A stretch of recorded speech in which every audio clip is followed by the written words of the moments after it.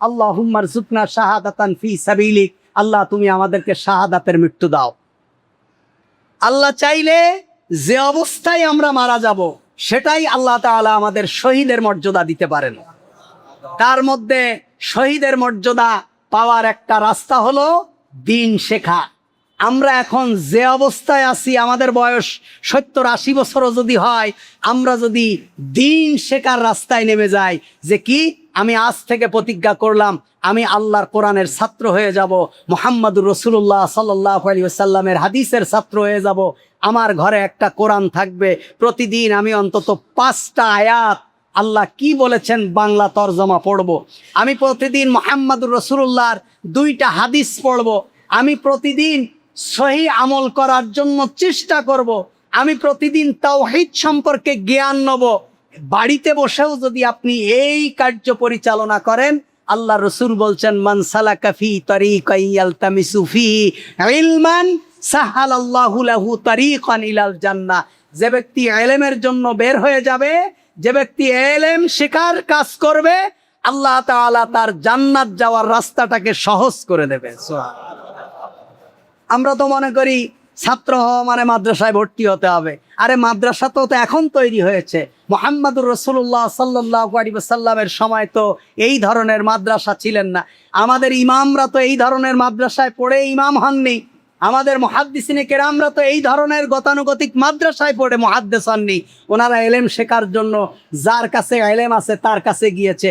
আপনার মনে হবে যে আমি এই জিনিসটা শিখবো, আপনার বাড়ির পাশে যে ইমাম আছে তার কাছে যাবেন, যিনি খতিব আছে তার কাছে যাবেন, যিনি বড় আলেম আছে তার কাছে যাবেন।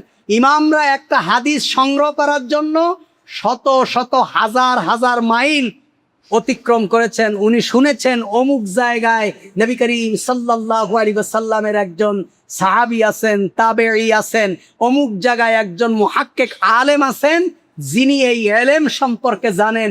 এই ঘোড়া দৌড়ায়ে গাধার পিঠে সওয়ার হয়ে শত শত মাইল দূরে গিয়ে মুহাম্মাদুর রাসূলুল্লাহ সাল্লাল্লাহু আলাইহি ওয়াসাল্লামের একটা হাদিস সংগ্রহ করেছেন। সুবহানাল্লাহ। সুতরাং আমরা এই জন্য দিন শেখার রাস্তায় আমরা বের হয়ে যাব। সুতরাং হজ্জে মাবরুর, যার প্রতিদান হলো একমাত্র জান্নাত।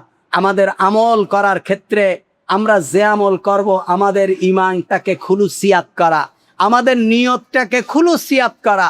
আমাদের এই যে কোরবানি আসতেছে, কয়জন মানুষের কোরবানি কবুল হবে আল্লাহ তাআলাই ভালো জানেন, কারণ আমাদের নিয়তটা সহি নেই।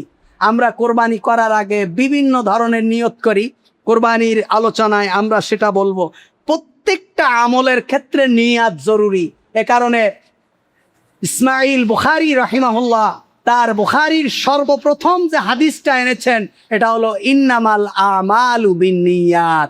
প্রত্যেকটা কর্ম তার নিয়তের উপরেই সম্পাদিত হবে। অর্থাৎ আপনি যেভাবে নিয়ত করবেন সেভাবেই হবে, আপনি যেভাবে নিয়ত করবেন ওভাবেই হবে, আপনার নিয়তের উপরে নির্ভর করবে। এজন্য আমাদের নিয়তকে সহি করা। একটা হাদিস নবী করিম সাল্লাল্লাহু আলাইহি ওয়াসাল্লামকে জিজ্ঞেস করা হলো আইয়ুল আমালি আফজাল, আল্লাহর কাছে উত্তম আমল কোনটা? আল্লাহ রসুল বললেন ঈমান বিল্লাহ, আল্লাহর প্রতি ঈমান আনা। কিলা সুম্মা মাযা, বললেন তারপরে কোনটা? ক্বালা আল জিহাদু ফি সাবিলিল্লাহ, আল্লাহর রাস্তায় জিহাদ করা। কিলা সুম্মা মাযা, তারপরে কোনটা? আল্লাহ রসুল বললেন হজ্জুল মাবরুর, তারপরেরটা হলো হজ্জে মাবরুর। বুখারীর হাদিস। হজ কোনো ঠুনকো ইবাদত না। যার কাছে মানিস্তাতা ইলাইহি সাবিলা, মক্কায় যাওয়ার মতো অর্থ আছে তার উপরে হজ করা ফরজ। উমরা করলে 100 বার যদি কোনো ব্যক্তি উমরা করে তার উপরে ফরজ আদায় হবে না। আমাদের দেশে অনেকে আছে উমরা করে কিন্তু ফরজ আদায় করে না। আপনি উমরা না করলে গুনাহ হবে না, উমরা না করলে জাহান্নামে যাবেন না, কিন্তু আপনার সম্পদ থাকলে, শক্তি সামর্থ্য থাকা অবস্থায় আপনার উপর হজ করা ফরজ। আপনি যদি এই হজ না করে মারা যান তাহলে আপনি আল্লাহ তাআলার বিরাট একটা বিধান লঙ্ঘন করে মারা গেলেন। আল্লাহ তাআলা কিয়ামতের দিন যখন বলবে তুমি কি ঈমান এনেছো? আল্লাহ আমি ঈমান এনেছি। তুমি নামাজ পড়েছো? নামাজের খতিয়ান দেখবে, হ্যাঁ সে নামাজ পড়েছে। যাকাত দেওয়ার খতিয়ান দেখবে, যাকাত দিয়েছে। হ্যাঁ সিয়াম, পালন করেছে, পঞ্চম জায়গায় যে বলবে তুমি হজ করেছো, আল্লাহ আমি হজ করতে পারিনি, ব্যাস সে ব্যক্তি জাহান্নামে চলে যাবে। এমনটা না যে 5টা প্রশ্নের 3টা উত্তর দিলেই আপনি পাস, এমনটা না। আল্লাহ তাআলা 5টা প্রশ্ন দিলে 5টারই উত্তর দিতে হবে।